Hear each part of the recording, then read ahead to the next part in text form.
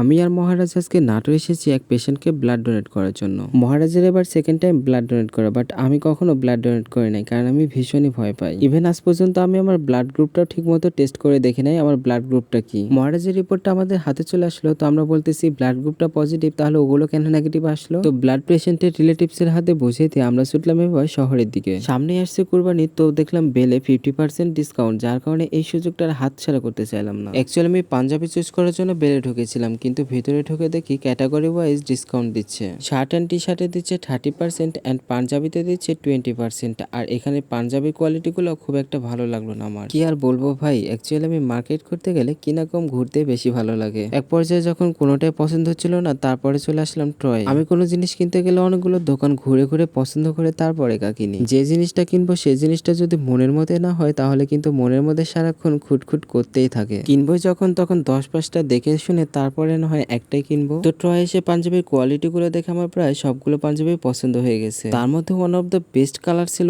এইটা, যেটা আমার একদম গায়ের সাথে এত সুন্দর মিশে গেছে। ট্রায়াল রুমে গিয়ে ট্রাই করতে গিয়ে নিজেই নিজের প্রেমে পড়ে গেছি। এবার ঈদে যে কত মেয়ের ক্রাশ হবো তা কিন্তু গুনেও ফের পাবো না। যাই হোক, বেশি ক্রাশ খেলে আবার বিগ প্রবলেম, এতগুলোকে তার বাসা জায়গা দিতে পারবো না। তো এই দুইটা কালার নিয়ে আমি একটু কনফিউজ ছিলাম। আপনারাই বলেন তো কোনটা ভালো লাগতেছে। এই শোরুমে অ্যাকুয়ারিয়ামের মধ্যে সুন্দর সুন্দর মাছও আছে, আর এই মাছগুলো যে দেখতে এতটা কিউট, দেখেন এই মাছটা কত সুন্দর, তাই না? ট্রয় কিন্তু সুন্দর সুন্দর শার্ট, টি শার্ট, পাঞ্জাবি, বাচ্চাদের ড্রেস সবকিছু কিন্তু পেয়ে যাবেন। আর ঈদে যেহেতু শপিং করতে হবে, তো এখন কেন না, যেহেতু এখন সব প্রোডাক্টের উপর 50% ডিসকাউন্ট চলতেছে, তো এখনই কিন্তু মোক্ষম সময় ঈদের শপিংটা সেরে নেওয়ার। এখানকার শার্টগুলো কিন্তু খুবই পছন্দ হয়েছে আমার দেখা দেখি কিন্তু মহারাজ একটা পাঞ্জাবি নিয়েই নিল। তো আপনারা কবে আসছেন শপিং করতে? এখানকার সবগুলো প্রোডাক্টই কেমন যেন চোখে ধরার মতো, যেদিকে তাকাচ্ছি সবগুলো যেন আমাকেই অ্যাট্রাকশন করতেছে। কোনটা রেখেছে কোনটা নেই, আমার কাছে যদি অনেক টাকা থাকতো না, তাহলে কিন্তু সবগুলাই নিয়ে নিতাম।